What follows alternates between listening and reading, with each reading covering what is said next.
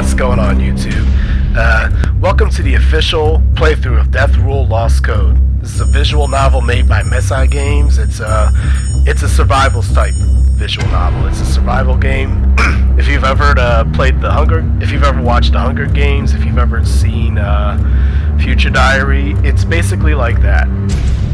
Anyway, before I go into it, I'm just gonna explain that this game is, well, it's definitely not for kids, so I am not claiming any responsibility if there happen to be any 5-year-olds or something watching. But other than that, this is a really great game. This is it's not that long. It's you could probably KO it in about, like, if you dedicate a day to it, you could probably get a 100%. But sorry about that, I'm getting over a cold. But if you actually sit down and watch and play it, it's really interesting. The story is just incredible, and the creators of the games are very good friends of mine, and I'm so glad they gave me permission to play this and upload it to YouTube. The only the only thing I'd have to do is just put the link in the description to the game, which I have done so below. Anyway, let's go ahead and get into this. I'm just going to go ahead and explain. There are two modes. We've got the final rule and we've got Lost Code. Both of these they're done by separate writers. So for now, I'm just going to go into the final rule, and then at a later time I'll go into Lost Code. And this is going to be episodic. Like, I'm not going to sit down and do everything all in one playthrough. I'm going to upload it periodically throughout however long it takes me to do this. Anyway, so let's see. At that moment, Dwight knew he had been singled out. It wasn't even due to the fact that the others around him seemed to despise him. It was because they saw him as weak. In a game like this, that could be a fate worse than death.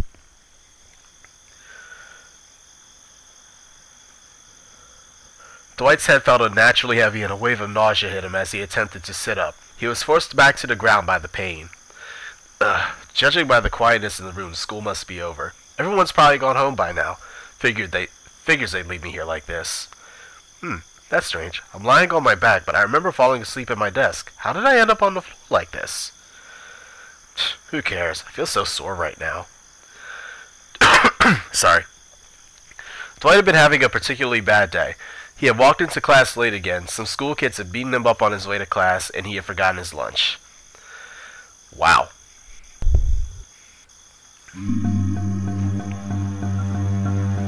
Yet when he opened his eyes expecting the ceiling of his classroom, he instead found himself staring up at trees in the darkness of night. He couldn't help but sense that this was some sort of practical joke. Either that, or I went and picked another fight, got beat senseless, and was dumped into the woods. Although he didn't know it, he wouldn't have to wonder any longer. Hello, contestants, and welcome. Dwight's eyes widened as he surveyed his surroundings for the source of the voice. Hello? And before I go any further, Katon, the artist behind the game, is a huge fan of Yasuda, the guy behind the Devil Survivor artwork. So expect a lot of similarities, and as you can see, she is incredibly talented. She has a commission page set up, which I've also linked in the description. And she's actually doing the artwork for a game that I'm working on, that I'll do a playthrough of when it's actually done. So I'll give you guys more updates on that as they come. He called out anxiously.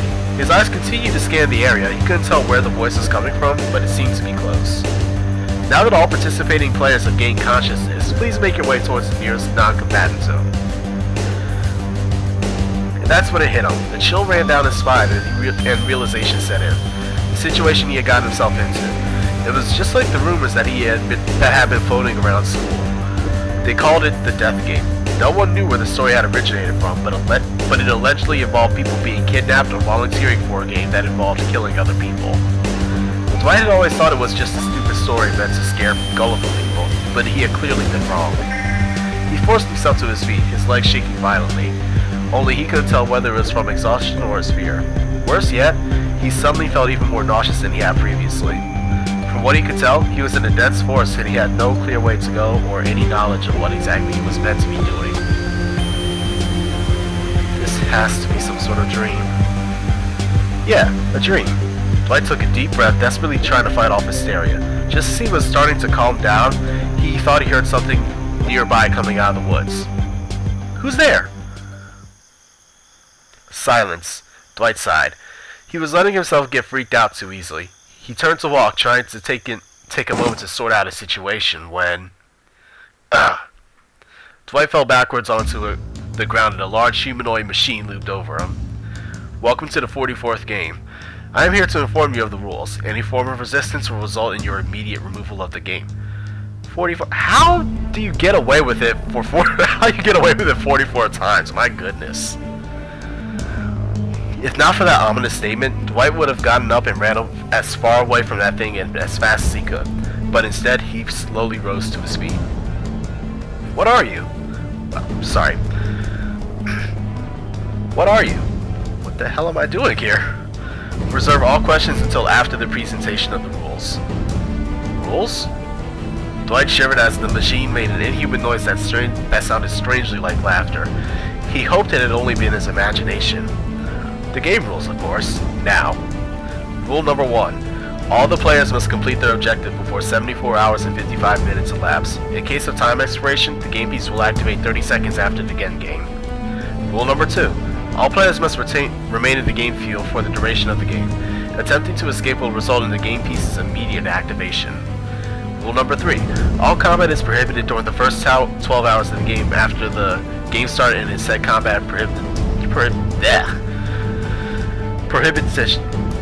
I give up. In non-combat zones. If combat occurs, either a hunter unit will be dispatched, or if a hunter is unavailable, the game piece will activate. I'm just so sorry. I don't know why I can't read today. Rule number 4. The brace must remain on the player at all times. Removal is allowed when the player objective is complete. If the brace is removed before the clearance is given, the game piece will activate. Brace? Brace? What brace? Dwight stopped mid-sentence, suddenly noticing a jet black ring with an orange light wrapped tightly around his wrist. Oh. Death rule. Dwight's heart skipped a beat at the words. Remembering the stories he had heard, he knew that failure to abide by this rule meant death. Every player is given a unique rule that is related to their objective. If that unique rule is not adhered to or is broken by the player, the game piece will activate regardless of the success of their mission. This applies to all aforementioned rules. Rule X. All aforementioned rules can be changed at the discretion of the committee without warning. Committee? What committee? Those are the people that brought me here, aren't they? That information is not to be divulged to the contestants. To clarify further, I am a hunter. I will remove any players that attempt to break the rules previously mentioned. The game piece is a lethal device we have placed inside your chest. What? I've got something inside my chest? Yes, but rest assured that as long as you complete your objective, it will not activate at the end game. Know that there is no way to deactivate the game piece except to survive all 74 hours and 55 minutes. Any other attempt to do so would be futile. Your assigned mission is simple: survive. Due to the nature of this objective, your game piece will only activate if you're near death before the end game. Dwight sighed in relief. His basic objective was as simple as it got. All he had to do was get by until the game ended. He even had 12 hours to think about how to do so. Finally, your death roll. Dwight froze and he found himself in a cold sweat. Wow, that smile went away so quick. Well, what's my death rule? You must kill 3 other players. 1 who has finished their objective and 2 that have not. Excuse me? I repeat, you must kill 3 other players. 1 who has finished their objective and 2 who have not. That is your death rule. Dwight was petrified at the thought of having to kill someone. He didn't even know who these people were, yet he was expected to kill them all for the sake of a twisted game. You must now head to the location specified on your PDA. Goodbye. Hey, wait! What PDA? But it was too late. The hunter was gone in the same quick and sudden fashion as it had appeared. Dwight sighed and sat down to gather his thoughts. As he rested, he felt something in the back of his pocket. He didn't remember placing anything in it himself before he had headed to the school. Besides, it seemed unlikely everything else he had prior to the event had been confiscated. Besides, it seemed everything else he had prior to this event had been confiscated, so Dwight found it unlikely that the committee had been so careless as to have overlooked something. Out of curiosity, Dwight reached into his back pocket and retrieved a foreign-looking device. Its slender black appearance intrigued him. He assumed this thing had to be the PDA that the hunter had spoken of. Upon touching the screen, the PDA lit up and showed him a map of his current location at the coordinates of N12 with a red dot. He walked around and watched in amazement as the tiny red dot glided around, constantly marking his immediate location. He quickly noticed that other colored dots were scattered about the map, although he wasn't sure what they meant. He was apparently very close to the symbols on the map. According to the map key, it meant that he was near food cache. To his relief, it was also in the prohibited combat zone he needed to head to. All he had to do now was head straight to it. After determining which way was north, Dwight put the PDA in his back pocket and proceeded forward. So sorry. About 45 minutes later, Dwight spotted the food cache in the distance. From the looks of it, there were already many people seated in a circle. From a glance, he guessed as many as 11 or 12. He shivered at the thought of having to kill 3 of those people. That in turn made him wonder, what could their death rules be? What if someone had to kill him? He wasn't the most athletic kid around, and he's certainly not the oldest one there either. Dwight was just going to have to hope for the best. As he walked into the clearing, he saw the campsite clearly for the first time. It had 3 tents that were surrounding a small circle of rocks. A fire burning with the help of 3 sizable pieces of wood, the other players sitting as closely as they could to that fire in order to warm themselves as day crept into night.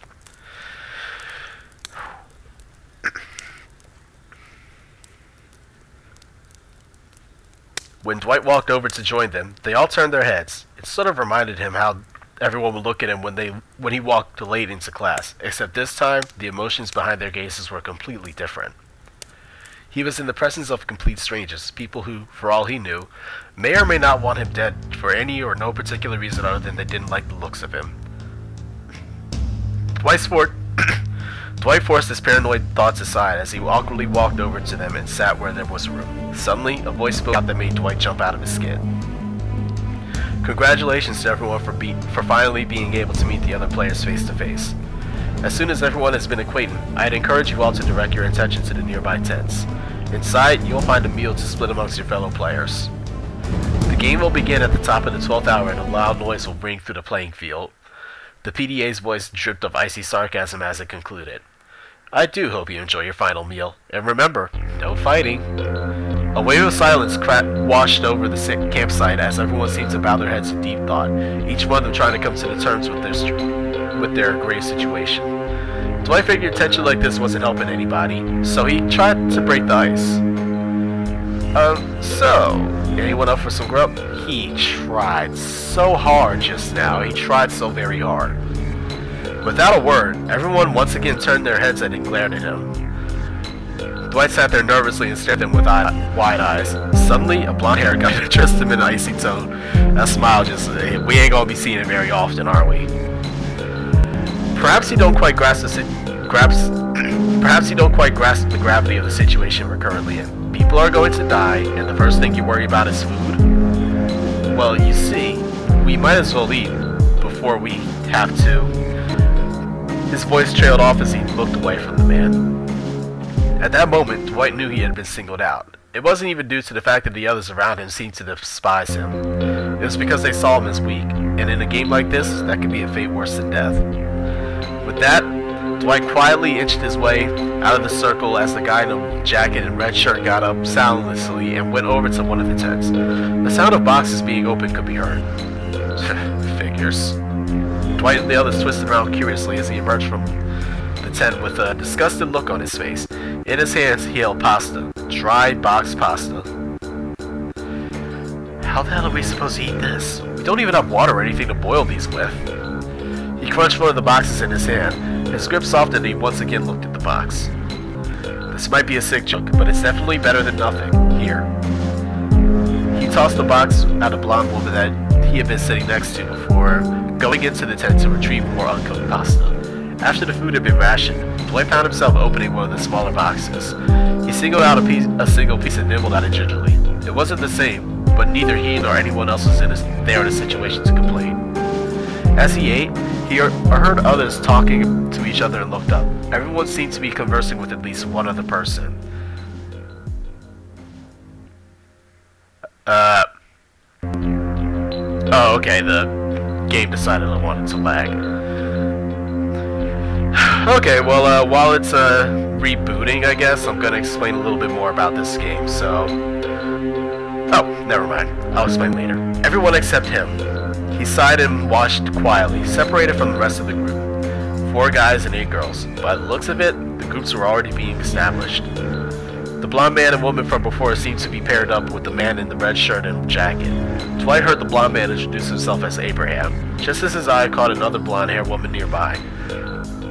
She was wearing a jacket that said State on its arm. A sudden chill ran down Dwight's spine as he realized he recognized her. He had seen her before on the news. If his memory served him right, her name was Morgan Esther. She had allegedly murdered 11 people. That's when a terrible thought sprung into his head. What if all these people were cold-hearted murderers? No, that couldn't be. For such a trend to be true, then he himself would have had to have been a murderer as well. Unless, of course, even the makers of the game had gone as far as to single him out as a means of entertainment. Dwight forced that grim thought out of his head as he quietly continued to examine the others, socializing amongst themselves. Two particularly scruffy-looking guys had paired together. By the way they were talking to each other, Dwight couldn't help but get the feeling that these two might have known each other from somewhere before, although that could have just been his imagination. They kept glancing over at a cute girl. Dwight felt his face flush as he looked her over. She was sitting nearby a few of the others, but she wasn't talking, only smiling as she listened to them converse. What really stood out to him was her hair. It looked so shiny and silky that her cute little dog ears were just... dog ears? Dwight nearly blurted out loud. He had heard this sort of thing before. Mutagas. They looked human, but they had super enhanced senses. One particular memory popped into his head as he recalled his father's complaints of the Mutaga back home. He would always ran on and on about how the Mutaga were demons, abominations, but Dwight always found himself quietly disagreeing. After all, she didn't seem like a bad person at all. And she's not. She's not a bad person, she is actually my favorite character. He decided that he should probably put aside any harsh judgment of the Mutagas, at least for now.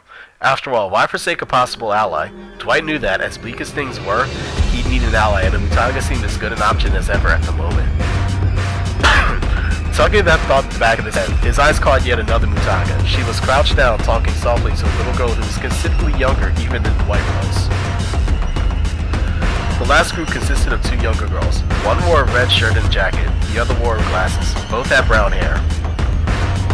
And then there was him, alone. Without anything better to do, Dwight pulled his PDA out of his pocket in an attempt to forget about the feelings of loneliness and doom crawling up his spine. He once again found himself examining the map. He was staring at the screen trying to make sense of the strange colored dots when his eyes caught on some words near the top of the screen that he had failed to notice before. Eagle Eye. He wasn't sure exactly what it meant, but he did know one thing for certain. This time, he was going to have to keep it to himself. The last time he spoke up to the group, it got him nothing but trouble, so he didn't think it was too unreasonable or selfish of him to assume the same for this situation.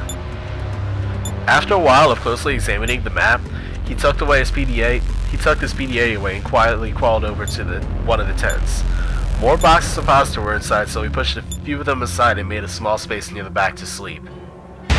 Dwight stared at the ceiling of the tent, fluttering with the cool breeze outside, until he fell into a deep sleep with better thoughts of tomorrow, hoping that he would somehow wake to his normal life once again.